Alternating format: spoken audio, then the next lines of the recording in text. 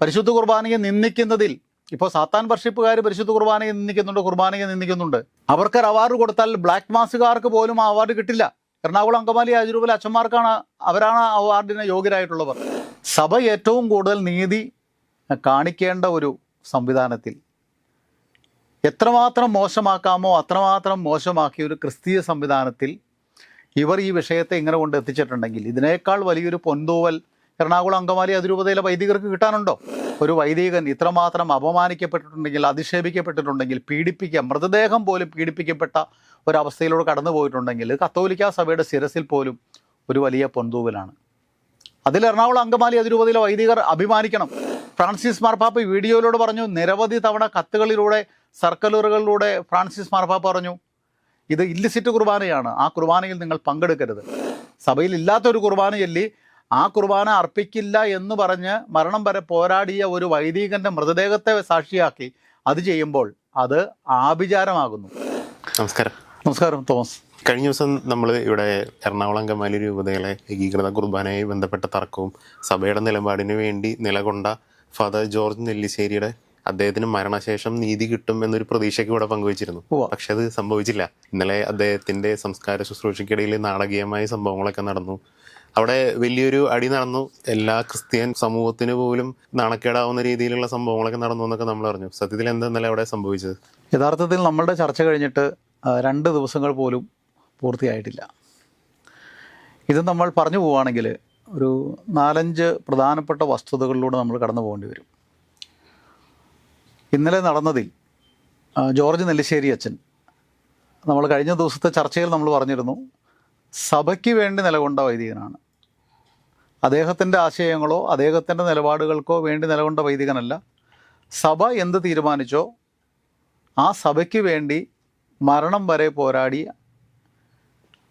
അദ്ദേഹത്തിൻ്റെ മരണാനന്തര ചടങ്ങുകളുടെ ദിവസമായിരുന്നു ഇന്നലെ. സഭ ഏറ്റവും അധികം ഭക്തിപൂർവം എത്രമാത്രം ആദരവ് നൽകാൻ സാധിക്കുമോ ആ ആദരവോടു കൂടി തന്നെ സഭ ആ മരണാനന്തര ചടങ്ങുകളോട് കൂടി അച്ഛൻ്റെ ഭൗതികദേഹം സംസ്കരിക്കാൻ ബാധ്യതയുള്ള കടപ്പെട്ട സീറോ മലബാർ സഭയും മേജർ ആർച്ച് ബിഷപ്പും എറണാകുളം അങ്കമാലി അതിരൂപതയുടെ ചുമതലയുള്ള മാർ ജോസഫ് പാംപ്ലാനി പിതാവും അദ്ദേഹത്തിൻ്റെ സഹപ്രവർത്തകരായ ഏതാണ്ട് 350-ൽ പരം വരുന്ന വൈദികരും ഒരുമിച്ച് ആദരവോടുകൂടി സംസ്കരിക്കേണ്ട ഒരു ചടങ്ങ് ഇന്നലെ വലിയ ഒരു വിശ്വാസികൾ തമ്മിലുള്ള തർക്കത്തിലേക്കും കയ്യേറ്റത്തിലേക്കും 5-6 വണ്ടി പോലീസുകാർ വരെ വന്ന് നിയന്ത്രിച്ച് ചെയ്യേണ്ടി വരുന്ന ഒരു വളരെ ദയനീയമായ ഒരു മുഹൂർത്തത്തിനാണ് ഇന്നലെ അങ്കമാലിക്കടുത്തുള്ള ഇളവൂർ പള്ളി സാക്ഷ്യം വഹിച്ചത്.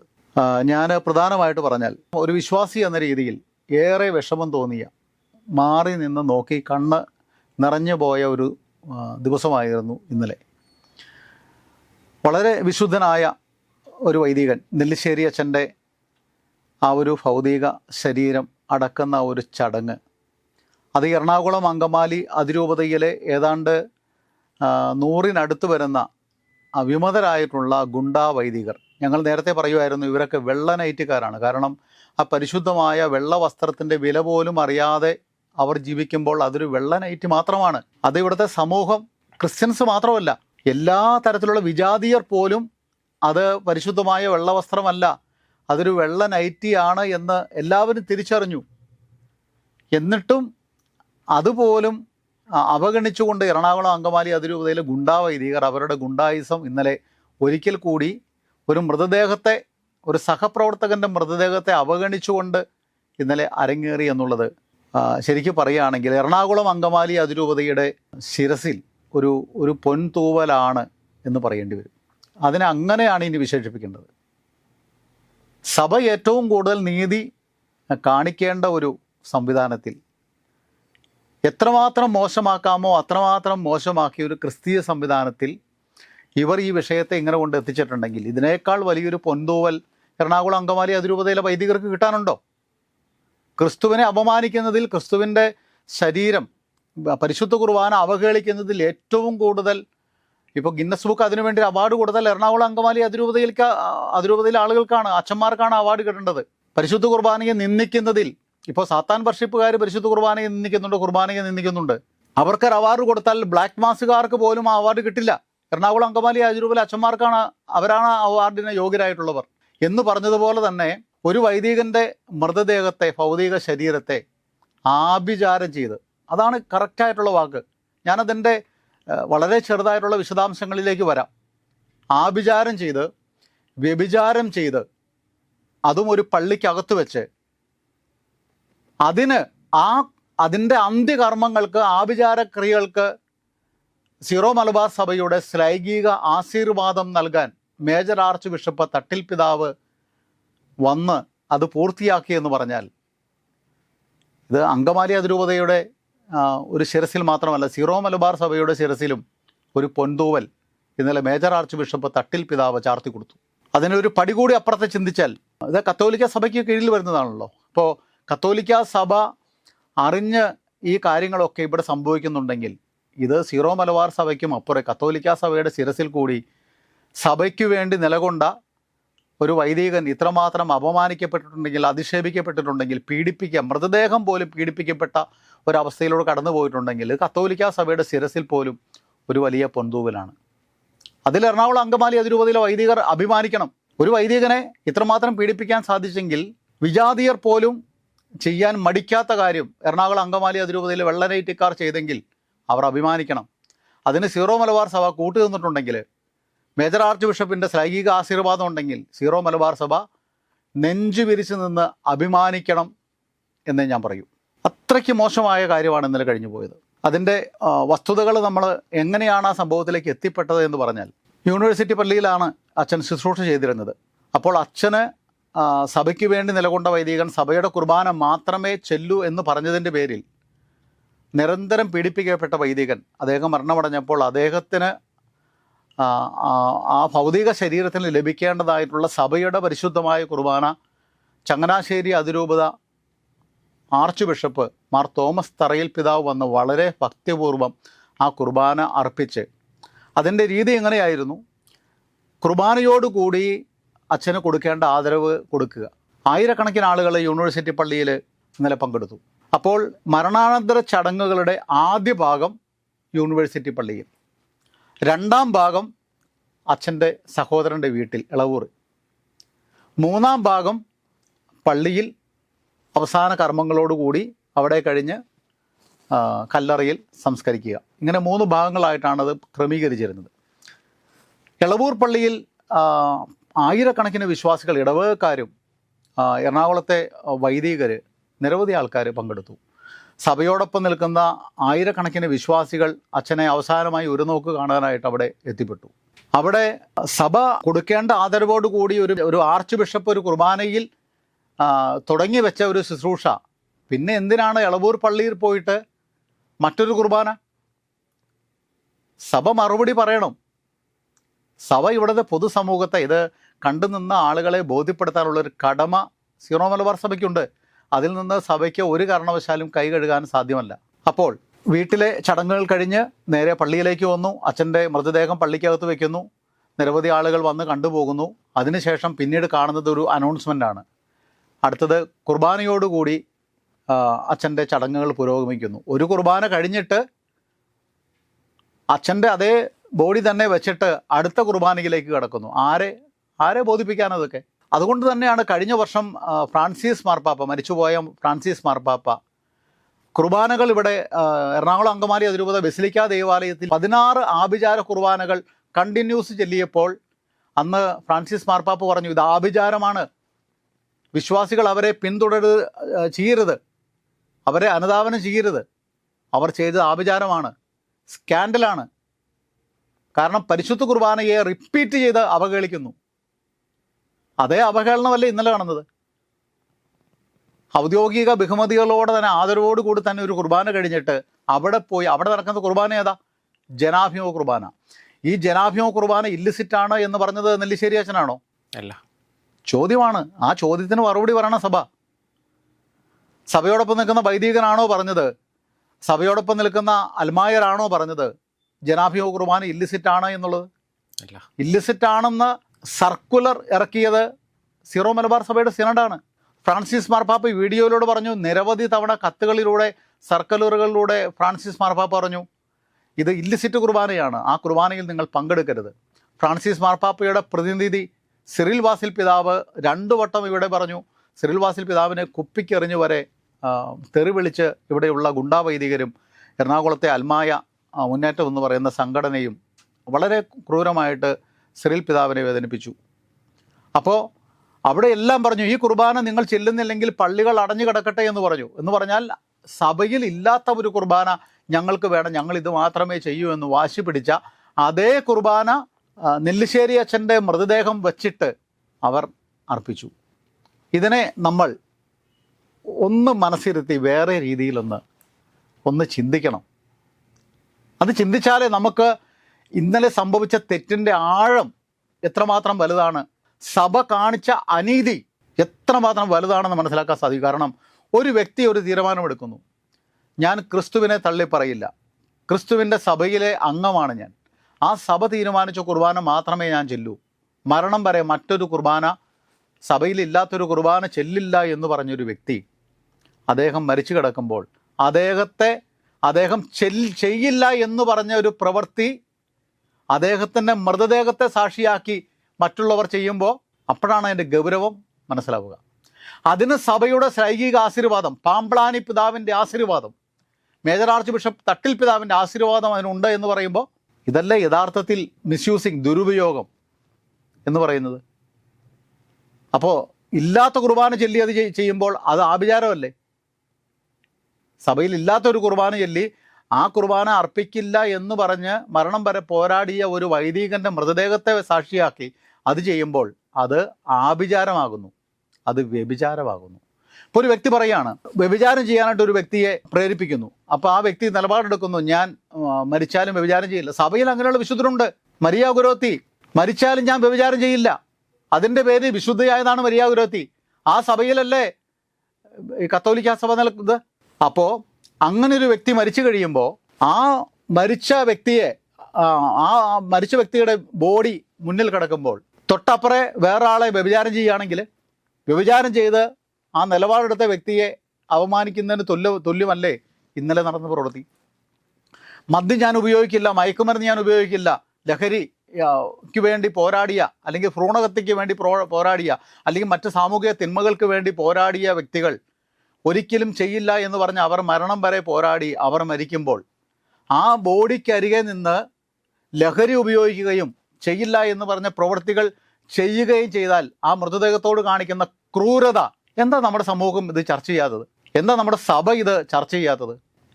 ഇതിനേക്കാൾ വലിയ അധപ്പതനം സഭയിൽ സംഭവിക്കാനുണ്ടോ? ഇന്നലെ കുസാറ്റ് പള്ളിയിൽ കുർബാന മധ്യേ ഒരു പ്രസംഗമുണ്ടായിരുന്നു.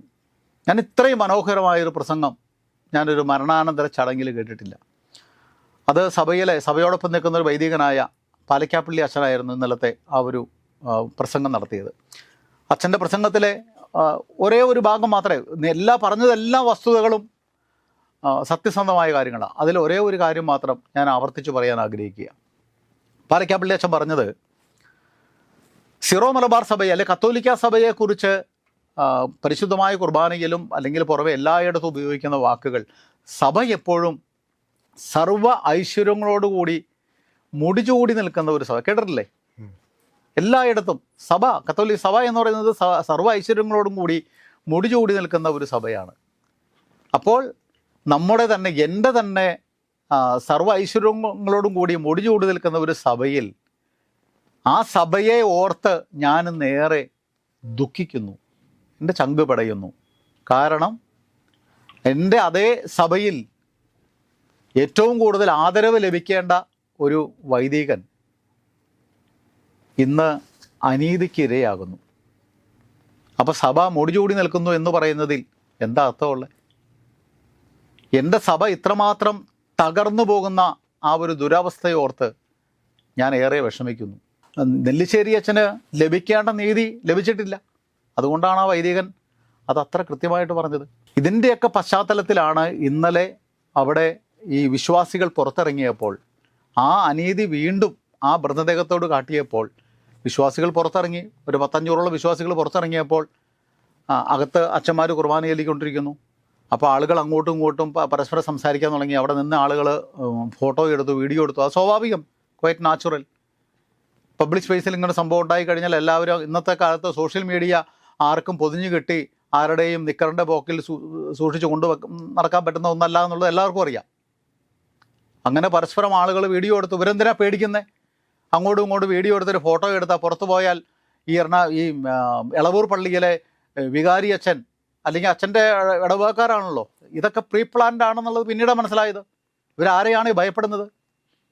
ഒരു വീഡിയോ എടുത്താൽ ഒരു വീഡിയോ എടുത്ത് മറ്റുള്ളവരുടെ ഇടയിലേക്ക് പോയി കഴിഞ്ഞാൽ, അപ്പോൾ ഇടവകക്കാർ ഇറങ്ങി വന്ന് ഈ 500ഓളം വരുന്ന വിശ്വാസികളെ ഭയങ്കരമായ രീതിയിൽ പ്രതിരോധിച്ചു. തെറിവിളി, ചീത്ത വിളിക്കുക, അങ്ങോട്ടും ഇങ്ങോട്ടും കയ്യേറ്റം വരെ എത്തുക. അവസാനം പോലീസിന് വിളിച്ചു. 5-6 വണ്ടി പോലീസുകാർ വന്ന് എല്ലാവരും പോലീസിൻ്റെ ഇടയിൽ കിടന്ന ആളുകൾ, സ്ത്രീകളെ പോലും അങ്ങോട്ടും ഇങ്ങോട്ടും പിടിച്ച് ഉന്തും തള്ളുന്ന അവസ്ഥ.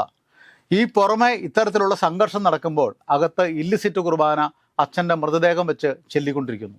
അപ്പോൾ എത്രയോ വലിയൊരു ദയനീയമായ ഒരു കാര്യത്തിനാണ്, ആ ഒരു രീതിയിലേക്കാണ് നമ്മുടെ സഭ അധപ്പതിക്കുന്നത് എന്ന കാര്യം ഒന്ന് ആലോചിച്ച് നോക്കി. ഇതിന് അവസാനമായിട്ട് ഒരു കാര്യം കൂടി പറഞ്ഞാൽ, സഭയിൽ സീറോ മലബാർ സഭയിൽ, കത്തോലിക്ക സഭയും ബാക്കിയുള്ള കാര്യങ്ങളും മറ്റ് സഭകളുടെ കാര്യങ്ങളൊക്കെ അവിടെ നിൽക്കട്ടെ, അതിലേക്ക് പോയാൽ ഒരിക്കലും ഈ വിഷയം ഇവിടെ തീരാൻ പോകുന്നില്ല. സീറോ മലബാർ സഭയിൽ കുറേ നാളുകളായിട്ടെടുത്താൽ ഇവിടെ നീതി കിട്ടിയ ഏതെങ്കിലും ഒരു സംഭവമുണ്ടോ? നീതി ലഭിച്ച ഏതെങ്കിലും ഒരു വ്യക്തിയുണ്ടോ? അപ്പോൾ എറണാകുളം അങ്കമാലി അതിരൂപതയിലെ ഗുണ്ടാവൈദികരും സീറോ മലബാർ സഭയുടെ നേതൃത്വവും ഈ അനീതിക്ക് ഇവരൊക്കെ കൂട്ടു നിന്നില്ലെങ്കിലേ അതിശയമുള്ളൂ എന്ന് നമ്മൾ ചുരുക്കി പറയേണ്ടി വരും. സീറോ മലബാർ സഭയുടെയും എറണാകുളം അങ്കമാലി, പ്രത്യേകിച്ച് എറണാകുളം അങ്കമാലി അതിരൂപതയുടെ കാര്യം അത്രമാത്രം ദുഷിച്ചു പോയ, ദുർമാർഗികളായ, അവിശ്വാസികളായ, ഇവർ അവിശ്വാസികളാണ്. പലവട്ടം നമ്മൾ പറഞ്ഞിട്ടുള്ള കാര്യമാണ്. ഇവർ വിശ്വാസികളാണെങ്കിൽ പരിശുദ്ധ കുർബാന ഇതുപോലെ അവഹേളിക്കൂ. ഇവർ വിശ്വാസികളാണെങ്കിൽ ഇവർക്ക് മാനുഷികത പോലും ഇവർക്ക് നഷ്ടപ്പെട്ടിരിക്കുന്നു. ഒരു മൃതദേഹത്തോട് പോലും ഇത്രമാത്രം ഈ രീതിയിൽ പെരുമാറണമെങ്കിൽ ഏതെങ്കിലും മനുഷ്യർക്ക് സാധിക്കുമോ? അല്ല, തോമസ് ആലോചിച്ച് നോക്കിയേ. മനുഷ്യരായിട്ടുള്ള ഏതെങ്കിലും ഒരാൾക്ക് സാധിക്കുന്ന കാര്യമാണോ? ഇല്ല, സാധിക്കില്ല. ഒരിക്കലും സാധിക്കില്ല. വിജാതീയർ ചെയ്യോ? വിജാതീയരോട് ഒരു മരിച്ചു കിടക്കുന്ന ഒരു മൃതദേഹത്തോട് ഇങ്ങനെ കാണിക്കൂ? അപ്പോൾ ഒരു വിജാതീയർ പോലും ചെയ്യില്ലാത്തത്, മനുഷ്യത്വം അല്പമെങ്കിലും ഉള്ളിൽ ബാക്കിയുള്ള ഒരു മനുഷ്യർ പോലും ചെയ്യില്ലാത്തത്, ഈ വെള്ളനൈറ്റി ഇട്ട് കിടക്കുന്ന കർത്താവിൻ്റെ സുവിശേഷം പ്രസംഗിക്കുന്ന സഭയുടെ ആളുകളാണെന്ന് എറണാകുളം അങ്കമാലി അതിരൂപതയുടെ പള്ളികളിൽ ഞങ്ങൾ വലിയ വിശ്വാസികളും ഞങ്ങൾ വലിയ ആത്മീയ ഗുരുക്കന്മാരും നേതാക്കന്മാരുമാണെന്ന് പറഞ്ഞുകൊണ്ട് അൾത്താരുകളിൽ നിന്ന് വാതോരാതെ സുവിശേഷവും സ്നേഹവും കാരുണ്യവും ഒക്കെ പ്രഘോഷിക്കുന്ന ഇവരെയാണ് നമ്മൾ മനുഷ്യരായി കാണേണ്ടത്. എറണാകുളം അങ്കമാലി അതിരൂപതയിലെ സഭയെ അനുസരിക്കാത്ത പള്ളികൾ, സഭയെ അനുസരിക്കാത്ത വൈദികരുള്ള എല്ലാ പള്ളികളിലെ വിശ്വാസികളും ഈ പറഞ്ഞ കാര്യങ്ങൾ ആലോചിക്കുകയും അവർ ചിന്തിക്കുകയും അവർ അർഹിക്കുന്ന അവജ്ഞയോടെ എറണാകുളം അങ്കമാലി അതിരൂപതയിലെ വൈദികരെ 8 അടിയല്ല, അവരെ പള്ളിയിൽ നിന്ന് അടിച്ചു പുറത്താക്കേണ്ട സമയം കഴിഞ്ഞു. അവരിൽ നിന്ന് ഫ്രാൻസിസ് മാർപ്പാപ്പ പറഞ്ഞത്, അവരിൽ നിന്ന് നിങ്ങൾ മാറി സഞ്ചരിക്കണം. അത്രമാത്രം അപകടകാരികളാണ് ഇവർ. അവർ അപകടകാരികളാണെന്ന് ഒരിക്കൽ കൂടി തെളിയിച്ചു. അല്ലെങ്കിൽ ഈ മൃതദേഹത്തെ ഇത്രമാത്രം അധിക്ഷേപിക്കാനും അനാദരവ് കാണിക്കാനും ഒരിക്കലും ആരും കൂട്ടു നിൽക്കില്ല. അപ്പോൾ ഇവരൊന്നും മനുഷ്യരല്ല, ഇവർ പിശാചിനേക്കാൾ തരംതാണവരാ. ഇവർക്ക് നീതി, എറണാകുളം അങ്കമാലി അതിരൂപതയിലെ നീതി എന്ന് പറയുന്നത്, ഇവിടെ കള്ളുകുടിയനും പെണ്ണുപിടിയനും പോക്സോ കേസിൽ പ്രതിയായവനും എത്രയോ കേസുകളുണ്ട്. എടപ്പള്ളി പള്ളിയിൽ ആരാധന നടക്കുന്ന മുറിയുടെ തൊട്ട് ചേർന്നുള്ള മുറിയിൽ 4 ദിവസം ഒരു പെങ്കൊച്ചിനെ കൊണ്ടുവന്ന് അവിടുത്തെ കൊച്ചച്ഛൻ പീഡിപ്പിച്ചിട്ട് ആ അച്ഛനെ ഇവരെന്ത് ശിക്ഷ കൊടുത്തു? താൽക്കാലികമായിട്ടൊരു സ്ഥാനത്തേക്ക് സസ്പെൻഡ് ചെയ്ത് ഇപ്പോൾ വേറെ ഏതോ പഠിക്കാൻ വിദേശത്ത് വിട്ടേക്കാമെന്നാണ് ഞാൻ അറിഞ്ഞത്. യഥാർത്ഥ വസ്തുത എനിക്കറിയില്ല. താൽക്കാലികമായിട്ട് മറ്റുള്ളവരുടെ കണ്ണിൽ പൊടിയിടാനായിട്ട് മാറ്റി നിർത്തിയിട്ട് അവർക്ക് പെണ്ണുപിടിയന്മാർക്കും പൈസ അടിച്ചു മാറ്റുന്നവർക്ക് എറണാകുളം അങ്കമാലി അതിരൂപതയിലെ സാമ്പത്തിക ദുരുപയോഗം, പൈസയുള്ള പള്ളികളിൽ നടക്കുന്ന കാര്യങ്ങൾ, കൊരട്ടിപ്പള്ളിയിൽ നിന്ന് 23 കോടി രൂപയുടെ സ്വർണം അടിച്ചു മാറ്റിക്കൊണ്ടുപോയിട്ട് അവർക്ക് അതിനേക്കാൾ വലിയ പള്ളി കൊടുത്ത് അടുത്ത സ്ഥാനത്തേക്ക് ഇവരെ കൊണ്ടുപോയിരിക്കുന്നു. ഇവിടെ ആർക്കാ നീതി? ഇവിടെ ദുർമാർഗിക്കും അസന്മാർഗികത ചെയ്യുന്നവർക്കും പോക്സോ കേസുകൾ പ്രതിയായവർക്കും പെണ്ണുപിടിയന്മാർക്കും അങ്ങനെയുള്ളവർക്ക് മാത്രമേ എറണാകുളം അങ്കമാലി അതിരൂപതയിൽ നീതിയുള്ളൂ. സീറോ മലബാർ സഭ അവർക്കും സപ്പോർട്ടാണ്.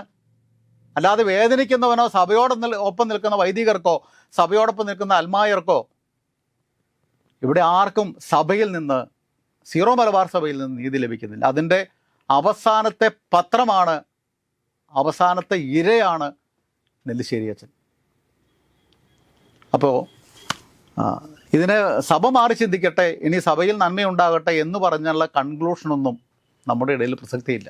ജനം മനസ്സിലാക്കുക, ഇത്തരക്കാരിൽ നിന്ന് ഓടി ഒളിക്കുക, അകന്നു പോവുക എന്നുള്ളത് മാത്രമേ പറയാനുള്ളൂ. അല്ലാതെ നാളെ മേജർ ആർച്ച് ബിഷപ്പ് തട്ടിൽ പിതാവിന് മാനസാന്തരം ഉണ്ടാകും, പാമ്പളാനി പിതാവിന് മാനസാന്തരം ഉണ്ടാകും, എറണാകുളം അങ്കമാലി അതിരൂപതയിലെ ആളുകൾക്ക് മാനസാന്തരം ഉണ്ടാകും എന്ന് പറഞ്ഞ് കോഴിക്ക് മുല വരുന്നത് പോലെ വെറുതെ കണ്ണിൽ എണ്ണയൊഴിച്ച് കാത്തിരിക്കാൻ, അങ്ങനെ കാത്തിരിക്കുന്ന ആരെങ്കിലും ഉണ്ടെങ്കിൽ അവരായിരിക്കും ഈ ലോകത്തിലെ ഏറ്റവും വലിയ വിഡ്ഢികൾ എന്ന് പറഞ്ഞ് അവസാനിപ്പിക്കുന്നു. നന്ദി.